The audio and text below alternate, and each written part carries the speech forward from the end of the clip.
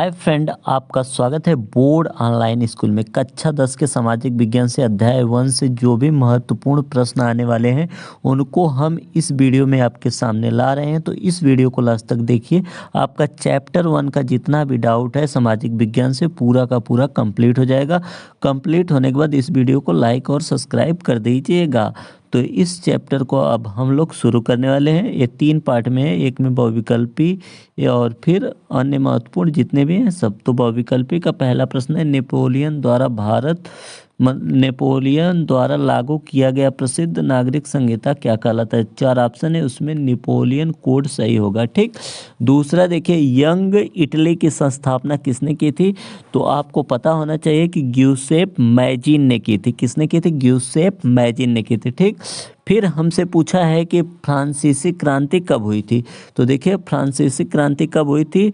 1789। देखिए 1789। ठीक ना, सीरियल नंबर्स चल जाएगा 789, आपको याद हो जाना चाहिए। फिर हमसे पूछा है जर्मनी का एकीकरण किसके द्वारा नेतृत्व में हुआ था। तो देखिए, जर्मनी का जो नेतृत्व एकीकरण का हुआ था, यानी जर्मनी को पूरा एक करने में कौन महत्वपूर्ण था, इसको जब हम देखेंगे तो वो था ऑटो वान बिस्मार्क था। ठीक ना। फिर हम लोग अब आगे बढ़ेंगे। देखिए, ये हमारा शायद लास्ट बहुविकल्पी है। फिर इसके बाद हम लोग अन्य महत्वपूर्ण जो लघुत्तरी अति लघुत्तरी होते हैं, जो भी क्वेश्चन होते हैं, उन सभी को हम लोग देखने वाले हैं। तो देखिए, राष्ट्रवाद की भावना का प्रचार सबसे पहले कहाँ हुआ था। तो देखिए, ये फ्रांस में हुआ था। फ्रांसीसी क्रांति के नाम से ये फेमस भी है। ठीक ना। तो आपको एकदम क्लियर हो गया होगा। अब हम लोग चलने वाले हैं दूसरे टॉपिक की तरफ, जो है अति लघुत्तरी प्रश्न। तो देखिए, अति लघुत्तरी प्रश्न में पहला प्रश्न हमारे सामने आ रहा है कि नेपोलियन कोड का क्या उद्देश्य था।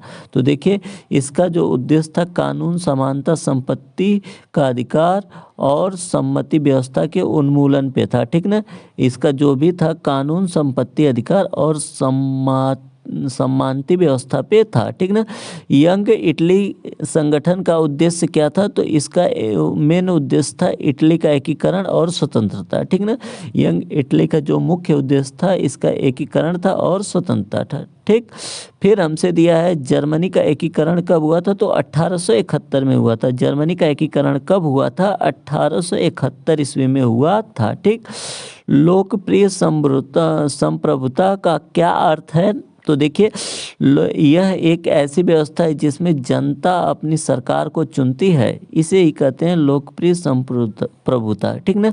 फिर हमसे पूछा है लघुत्तरी प्रश्न कि फ्रांसीसी क्रांति ने यूरोप के अन्य देशों को कैसे प्रभावित किया। तो देखिए, इसने यूरोप में समानता, स्वतंत्रता और बंधुत्व के विचार को फैलाया। राजशाही का विरोध बढ़ा। ठीक ना, इसके कारण से। और फिर देखिए, नेपोलियन के नागरिक संहिता के माध्यम से समान कानून व्यवस्था लागू। ठीक ना। तो जर्मनी के एकीकरण में बिस्मार्क की भूमिका का वर्णन कीजिए। इस क्वेश्चन का हमारे पास जो उत्तर है वो निकल के आ रहा है कि बिस्मार्क ने जर्मनी के छोटे छोटे राज्यों का एकीकरण किया। ठीक ना। और इन्होंने क्या किया? लौ और रक्त नीति का उपयोग किया। ठीक ना, बिस्मार्क ने। और एशिया की शक्ति बढ़ाने के लिए 3 युद्ध इन्होंने लड़े थे। ठीक ना। और ग्यूसेपे मैजिनी का राष्ट्रवाद का प्रसार का क्या योगदान था। तो देखिए, इसका जो हमारा आंसर निकल के आ रहा है वो है मैजिनी ने यंग इटली और यंग यूरोप जैसे संगठनों की स्थापना इन्होंने की थी। ठीक ना। इन्होंने राष्ट्रवाद की भावना को बढ़ावा भी दिया था। ठीक ना।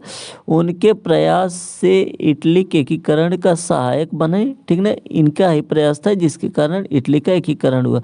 अब हमारे पास आ रहा है दीर्घ उत्तरी प्रश्न। ठीक ना, जो ही बहुत इंपॉर्टेंट है। तो देख लीजिए इस प्रश्न का उत्तर हम कैसे देंगे। देखिए, फ्रांस जो है फ्रांसीसी क्रांति के किस प्रकार राष्ट्रवाद की भावना को जन्म दिया। तो देखिए, यह फ्रांसीसी क्रांति ने समानता, स्वतंत्रता और बंधुत्व जैसे आदर्शों को ठीक ना पालन किया और लोगों को राजशाही के खिलाफ खड़ा किया। ठीक ना। राष्ट्र झंडे और गान और प्रतीकों के माध्यम से राष्ट्रवाद का प्रचार हुआ, ठीक ना। इसके द्वारा राष्ट्रवाद का प्रचार हुआ। संप्रभुता जनता को सौंपी गई, इसका मतलब कि जनता में शासन की जो थी चुनौतियां दे